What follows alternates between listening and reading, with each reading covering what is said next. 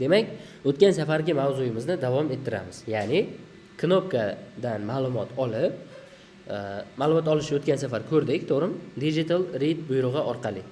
Demak, bugungi darsda siz bilan knopkadan ma'lumot olib, uni yuborgan ma'lumotiga ko'ra qaror qabul qilishni o'rganamiz. Ya'ni shart operatorlarini o'rganamiz bugun. Kelishdikmi?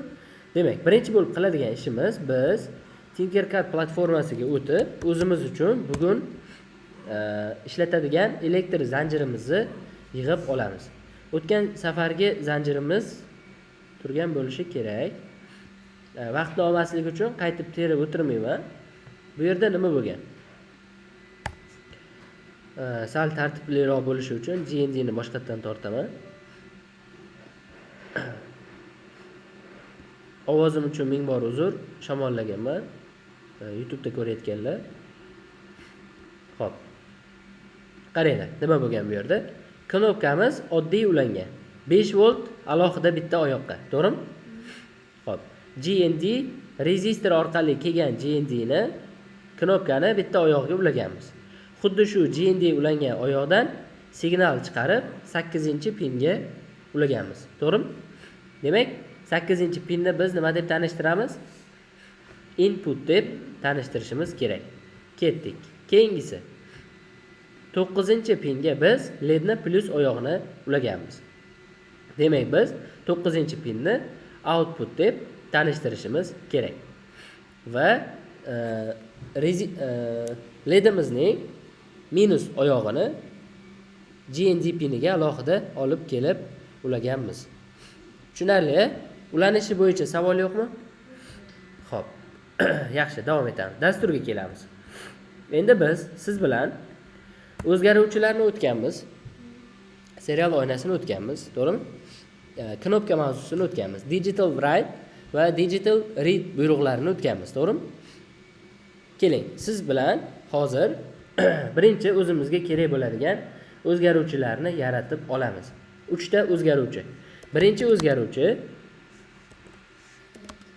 ledni eslab qoladi. Led qaysi oyoqqa ulangandi? 8 ga emasmi? Led 9 gamidi? 9 edi. Xo'p. Knopka 8 ga ulangan, to'g'rimi? Qarab olamiz. Demak, ledimiz 9 ga rostdan ham, knopkamiz 8-pinga ulangan. Ana endi biz yana bitta o'zgaruvchi e'lon qilishimiz kerak. Bu o'zgaruvchi qiymati doim o'zgarib turadi. Ya'ni u knopka bizga jo'natgan ma'lumotni vaqtincha xotirada saqlab turadi. Ya'ni knopka bizga 1 jo'natsa 1 ni eslab qoladi, 0 jo'natsa 0 ni eslab qoladi. To'g'rimi? Holat. Boolean qilsak ham bo'ladi. Integer emas, boolean qilsak ham bo'ladi. Chunki true yoki false jo'natadi baribir bizga. 1 yoki 0 ni ishlasak bo'ladi o'rniga. Yana bitta ma'lumot. O'zgaruvchi e'lon qilinganda unga qiymat bermasdan e'lon qilsa ham bo'ladi. Shunchaki nomini o'zi bilan. Xatolik bermaydi. Mana tekshirib ko'rsak bo'ladi. Xo'p. If else deb saqlaymiz dasturimizni. Demak, bu yerda xatolik bermaydi, chunki bu to'g'ri e'lon qilish usuli. Xo'p, keyingisi. Biz knopkadan kelgan ma'lumotni serial oynasida ko'rib turishimiz uchun qaysi buyruqni yozamiz? Serial.begin 9600 tezlik bilan ma'lumot almashadi. Undan keyin biz led va knopkani pinlarini birma-bir tanishtirib olishimiz kerak. Pin mod buyrug'i yordamida ledni output deb tanishtiramiz. Yana pin mod buyrug'i yordamida knopkani input deb tanishtiramiz. Chunki knopka bizga ma'lumot jo'natadi.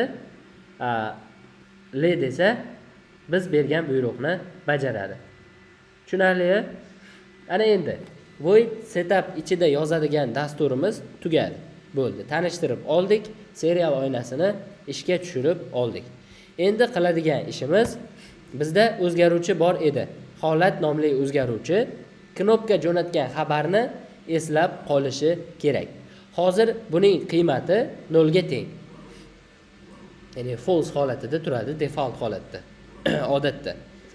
Endi biz knopka degan o'zgaruvchiga, holat degan o'zgaruvchiga yangi qiymat beramiz. Yangi qiymat qayerdan keladi? Funksiyadan keladi. Digital read.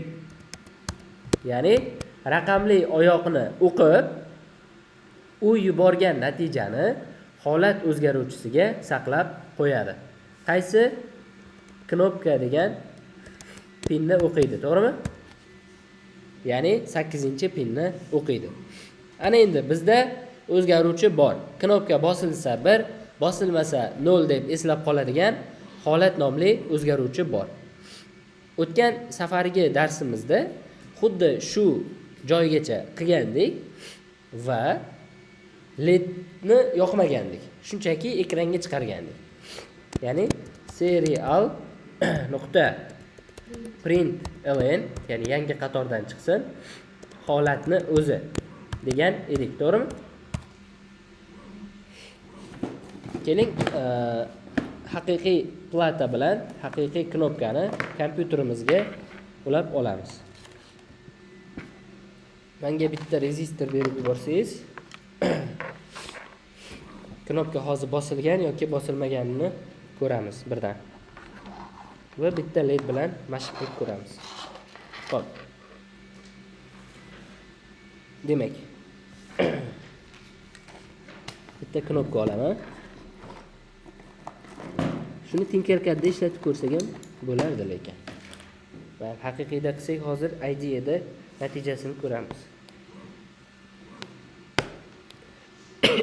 Demak, bittasi bilan GND dan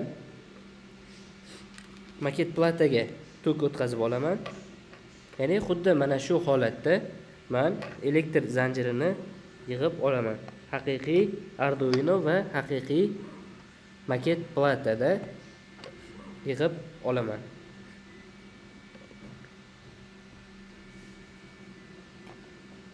Signal esa aynan GND ulangan oyoqdan chiqadi va qaysi pin bizada knopka 8-pinga ulanadi.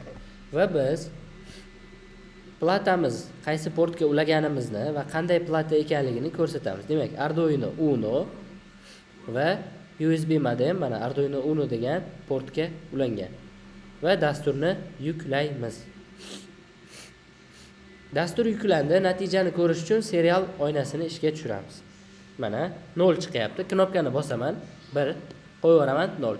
Knopka bosaman 1, qo'yaveraman 0. Demak, o'tgan darsda biz siz bilan xuddi shu joygacha bajargan edik. Ana endi bundan bu yog'iga qanaqa davom etamiz? Bizda natija bor, ma'lumot bor. Ya'ni tashqi muhitdan kelayotgan ma'lumot bor. Knopka bosildimi yoki bosilmadimi degan ma'lumot bor. Endi o'sha ma'lumotni tekshirgan holatda ikki xil vazifa berishimiz mumkin. Oddiygina serial oynasida buni ko'rib chiqamiz. Buning uchun bizga shart operatori kerak bo'ladi. Shart operatori bu if hisoblanadi. If shart operatorining formulasi quyidagicha. If yoziladi, oddiy qavs ochib yopiladi va gulli qavs ochib yopiladi. Oddiy qavsning ichida biz shart berishimiz kerak. Shart qanaqa bo'ladi? Misol uchun, matematika o'tganmisiz? Katta, kichik, teng degan narsalarni o'tgansiz. O'sha katta, kichik, teng degan savolni berganingizda javob qanaqa ko'rinishda bo'ladi? Ha yoki yo'q degan javobni olasiz. Misol uchun, keling sizga savol beraman. 5 4 dan kattami? Ha deyapsiz, to'g'rimi? Yoki 5 4 dan kichikmi? Yo'q, 5 4 dan kichik emas, to'g'rimi? Ya'ni biz savol shart berganimizda uning natijasi boolean bo'ladi. Ha yoki yo'q bo'ladi. Va o'shanga ko'ra bizning shart operatorimiz ish bajaradi. Keling, misol uchun biz holat nomli o'zgaruvchini tekshirib ko'ramiz. Holat nomli o'zgaruvchi tengmi demoqchi bo'lsak, ikkita tenglik qo'yamiz. Tengmi 0 ga yoki tengmi 1 ga. Bu shart. Ya'ni mana bu oddiy qavs ichiga yozgan yozuvimiz bu shart hisoblanadi. Agarda bu shartimiz to'g'ri bo'lsa, buning gulli qavs qismiga yozilgan buyruqlar bajariladi. Agar noto'g'ri bo'lsa, bu dastur bajarilmaydi. Tushunarlimi? Misol uchun, agar holat 1 ga teng bo'lsa degan shartimiz bu nima degani? Knopka bosilsa degani, to'g'rimi? Holat qachon 1 ga teng bo'ladi? Qachonki knopka bosilganda. Biz aytayapmiz, holat 1 ga teng bo'lsa deyapmizda, mana bu ichkarida nimadir buyruq berishimiz kerak endi. Masalan, digital right led yoqilsin. Ya'ni agar knopka bosilsa led yoqilsin degan buyruqni berdik. Bu qayerdan bildik? Mana bu agar degani if holat 1 ga teng bo'lsa deganimiz bu knopka bosilsa degani bilan bir xil ma'nosi. Tushunarlimi? Agarda mana shu qavs ichidagi shart to'g'ri bo'lsa, ha bo'lsa javobi, demak mana bu gulli qavs ichiga yozilgan kodlarimiz ishga tushadi. Tushunarlimi? Buni tekshirib ko'rishimiz mumkin. Mana shu kodni o'zini copy qilaman. Dastur qatoriga o'taman va oldingi dasturni o'chirib tashlab, hozirgi kodimni joylashtiraman va ishga tushiraman. Bizda serial monitor ham bor. Biz aytayapmiz, knopka bosilsa led yoqilsin. Led yondi, knopkani qo'yib yubordim, lekin led o'chmadi. Sabab nimada?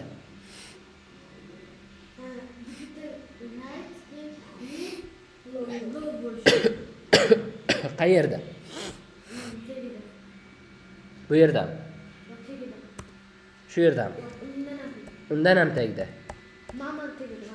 Ifdan keyin, ha?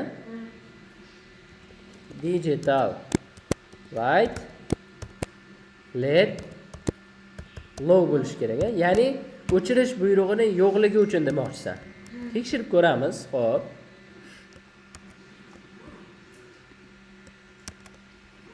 Men buni dasturni o'zgartirishim uchun hammasini o'chirib, boshqatdan boyagi dasturni ishga tushiramiz. Bosdim. Bu juda ham tez yonib o'chayotgani uchun biz buni yonganini ko'rmayapmiz. Buning uchun keling ozgina mana bu if degan joyimizga delay qo'yib qo'yaylik. Ozgina ushlab tursin, deydi 10 millisekund. Bo'ladimi? Ya'ni yongandan keyin biz yonganini ko'rishimiz uchun. Mana. Qo'yib yuborsam o'chyapti. Bosganda yonyapti, qo'yib yuborsam o'chyapti. Endi buni boshqa yo'li bor. Ya'ni qachon o'chadi? Qachonki mana bu shart noto'g'ri bo'lsa, to'g'rimi? Endi ifning jufti bor. If shart operatorining jufti bor. Jufti bu else. Ya'ni davomi.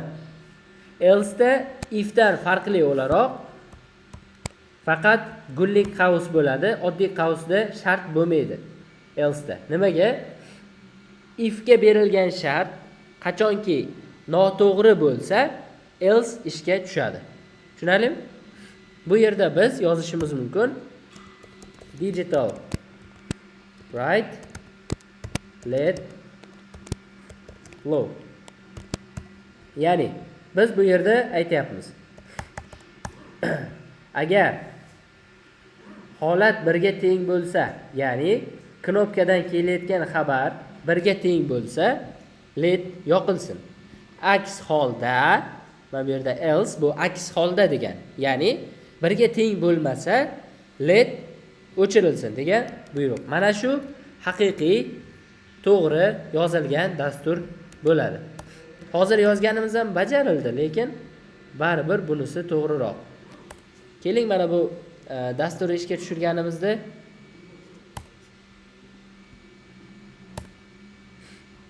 Arduino'da portlagan belgi chiqib qolyapti-ku. Shu chiqmasligi uchun GNDga rezistor orqali uni ledimizga olib kelamiz.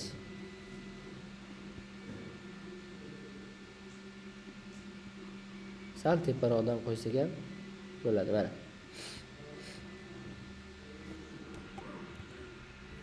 Mana. Ishga tushiramiz.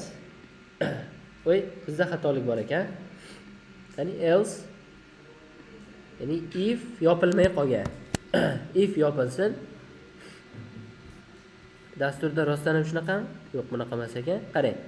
Ifning gullik qavsi yopilgandan keyin mana. Ifning gullik qavsi ochildi, ifning gullik qavsi yopildi. Yopilgandan keyin else yoziladi. Else ning gullik qavsini orasiga ikkinchi buyruq yoziladi. Ya'ni aks holda nima qilish kerakligi. Tushunarlimi? Bu dasturni qaytib boshidan ko'chiramiz. Eski kodni o'chirib, yangi kodni yuklaymiz. Ana endi biz ko'rishimiz mumkin, ledni knopka bosganimizda led yonyapti. Qo'yib yuborganimizda o'chyapti. Bosganda yonadi, qo'yib yuborsa o'chadi. Nimaga past yonyapti deyishingiz mumkin. Men bu yerga qo'ygan rezistorimiz 1K qarshilikka ega. Biz buni 0.1 qilamiz. Va mana bosganda yonadi, qo'yib yuborsa o'chadi. Xo'p, siz savol berishingiz mumkin. Buni Arduino siz ham bosganda yonadigan qilishimiz mumkin edi-ku. Nima farqi bor? Nimaga buncha ovoragarchilik kerak? Dastur yozib, buyruqlar bilan deyishingiz mumkin, to'g'rimi? Ya'ni elektronikani o'zida ham to'g'ridan to'g'ri knopka orqali tok o'tkazib ham bosganda yonadigan qilish mumkinmidi? Mumkin edi. Endi biz farqini tushuntiramiz. Qarang. To'g'ri, elektronikada bosganda yonadigan qilish mumkin. Dasturda buni teskarisini ham qilish mumkin. Ya'ni biz bosganda yonmasin-da, nabaroq. Ya'ni teskarisi. Bosganda o'chsin. Buning uchun uzr, nimani to'xtatishim kerak ekan. Simulyatsiyani. Bosganda o'chadigan, qo'yib yuborsa yonadigan qilishimiz ham mumkin. Bitta farqi. Tushundingizmi? Biz xohlaganday buyruq beramiz bu yerga. Bu yerda. Elektronikada bunaqa qila olmaymiz. Ya'ni ishga tushiramiz. LED yondi. Men knopkani bossam, LED o'chadi. Chunki biz bu yerda aytganmiz. Agar holat 1 ga teng bo'lsa, LED o'chirilsin. Aks holda LED yoqilsin. Tushunarlimi? Ya'ni bu yerda buyruq beramiz. Knopka bosilsa, LEDni o'chirasan, aks holda LEDni yoqasan deb buyruq beryapmiz. Tushunarlimi? Yana nima qilishimiz mumkin? Bu yerda bitta knopka bosilishi bilan juda ham ko'p vazifa bajarishimiz mumkin. Mana bu yerda yoziladigan kodlarni cheksiz yozishingiz mumkin. Qo'y. Ya'ni faqatgina LEDni o'chirish yoki yoqish emas. Qarang, knopka bosilmaganda LED o'chsin, ammo knopka bosilganda LED yoqilib, ozgina kutib 100 millisekund misol uchun. Keyin LED o'chirilib, ya'ni yonib o'chish buyrug'i.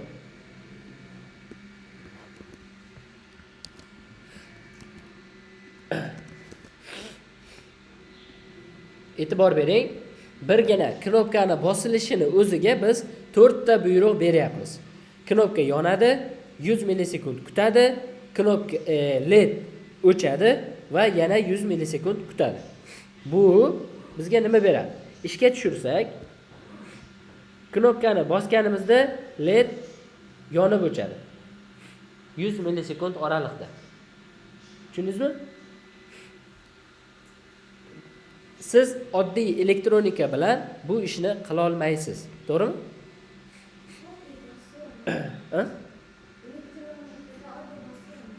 Da, shunaqa. Buni haqiqiy Arduinoga ham yuklab ko'ramiz. Voy, bu yerdagi dastur olib kelishim kerak endi. Oxirgi o'zgartirishlar bu yerda edi. eski dasturni o'chirib, yangi dasturni yozaman. Va men led ulamagan edim, endi ledni ulab olaman. Minus oyog'i GND ga, plus oyog'iga nechinchi pin? Led qaysi pinga ulangan bolalar? 9 gami? 9 ga ulangan. Dasturni yuklayman. Videoni shu yerda to'xtataman. Qolganini keyingi videoda davom ettiramiz.